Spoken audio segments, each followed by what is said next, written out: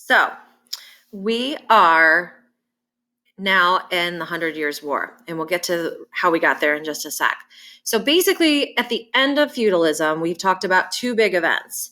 We had the Black Death and the Crusades, and both were causing feudalism to fall apart. Remember, feudalism was always based on that triangle system we learned about, that those serfs and peasants did all the labor and the work at the bottom. And really the lords had the most ultimate power over each land.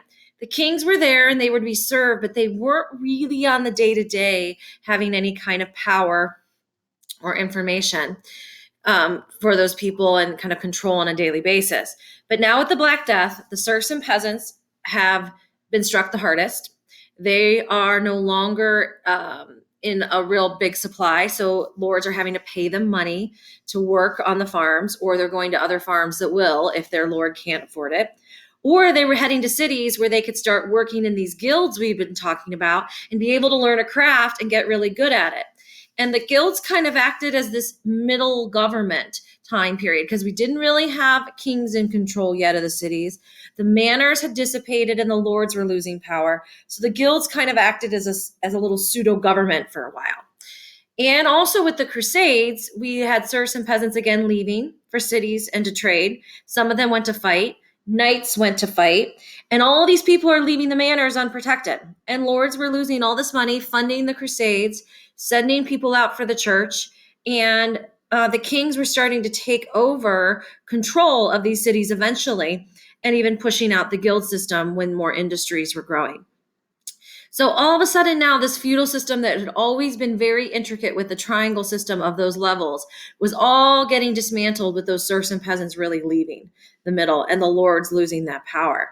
So now these kings want power, but we don't really have a true definition of where's France, where's Germany, where's England, because we think we have control of these lands, but there was no definite definition of who was who.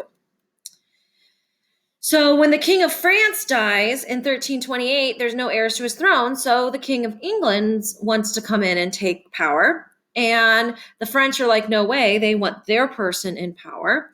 And all of a sudden, we have a dispute going on. And again, we're starting to see this system of monarchy take power over what was once feudal societies. So the French leader actually takes control. And England is so unhappy about it, they decide to invade and go into France. And this starts the 100 Years' War. Did it last 100 years? It actually was a little bit longer. Did they fight every moment of those 100 years? Absolutely not. That's something that went over, there's breaks and times of fighting. So here's a map of what England versus France looked like at the very beginning of the 100 Years' War before it started to take any kind of control over each other's land. England had a little portion of France, and they have their island up there to the north. But France had control of some pretty important land. One, they have connection to other lands, being, landlocked. And also they have the Mediterranean Sea there to the south, you can see. So they were more on the hotbed of trade. So England would want to take control of that land. So the very early years of the war, definitely England was more victorious. They had better tactics in their war. Their longbow was extremely effective. Think of a longbow as being what a machine gun would be to modern warfare. It was rapid firing, 20 arrows in a minute. It's not like we had to load up our big crossbow or ballista, and take, longs and long of time. And it was going to be able to be movable. It's any man could hold it. It's not a big apparatus like we've talked about in other early Middle Ages tactics of war. And it helped England win key battles in Crécy and in Aginat. So here's the start of the war on the left here in the image. And on the right, you can see, okay, look, green is kind of overtaking more into France. So England has more land. They've gotten some crucial areas in France and still have hold of their island. Now, the real tide of the war for the French side became with a peasant girl. A girl, you say? A peasant girl to boot? There was a woman who actually not only fought in the 100 Years' War, but she actually led it and changed the tide of it, or meaning kind of changed the side from one way to the other. So Joan of Arc was a young French peasant girl. So not of noble blood, not someone who would have been queen or king in lines of that. She was young, she was 17, and she believed that she had messages from God. And she communicated that to the soldiers and to the leadership and convinced the king to put her in charge of the army. And she not only was a key person in the army, she led it. She led them to successful victories between 1429 and 1430.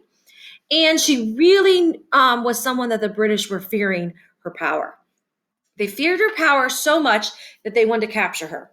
Now, a woman member in this time period would never have fought in war, let alone have the magical powers that they thought to take over men and have them lead them. So they claimed she was a witch. That was kind of a go-to on a lot of different, especially the English, whenever someone was doing something they thought was mystical or beyond their control, they must be a witch. They must have some supernatural power. So the only way to test if someone's a witch was to burn them at the stake. So they executed her that way. If she had truly been a witch, her powers would have come from it. But of course, she didn't. She died at the stake. England thought this would secure their victory, but really it just inspired the French even more to fight to revenge for her death. So now we have Joan of Arc gone, but the French were really successful because of all of her inspiration, whether she was alive or dead. So we would say that the French actually won the 100 Years' War. Now, there are kind of an impact on when we talk about results. That's not always who won, but what was the impact? What lasted?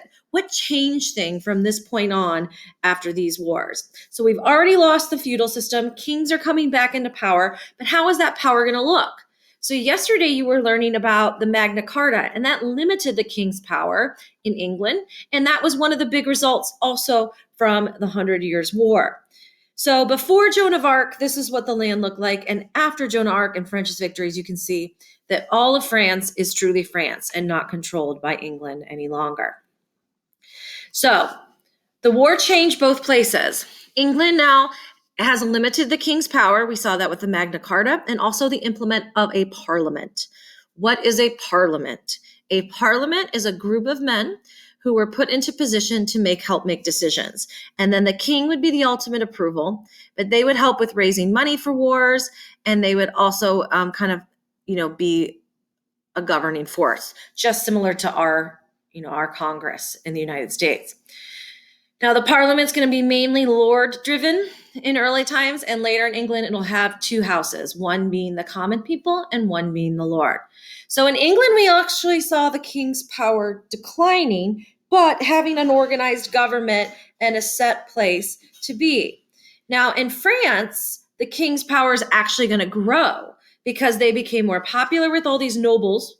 Remember, that means lords, and they were all united. So all these small isolated lands that were once mannered are under one king, and that gave more power and more solidity to them and being unified. Now, the big result of this war is in England, France, and this will carry over to other European lands. We actually have the concept of being a nation or a country. We have a flag we fly. We have a boundary line that says, this is England, this is France. We can color a map and say, this is where England is, this is where France is.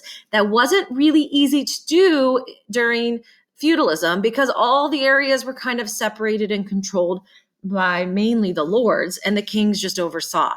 So this is our first time of really now being nations, and we're going to definitely be totally away from the feudal society. The remnants of it are kind of left to nothing because people have moved into cities. Those are controlled by the kings. Industry has risen. The guild's power has lessened because we now have more kind of factory settings where people are producing goods. And those are just kind of rural little lands that have been abandoned where those castles and those manors once were. Have a great day, guys.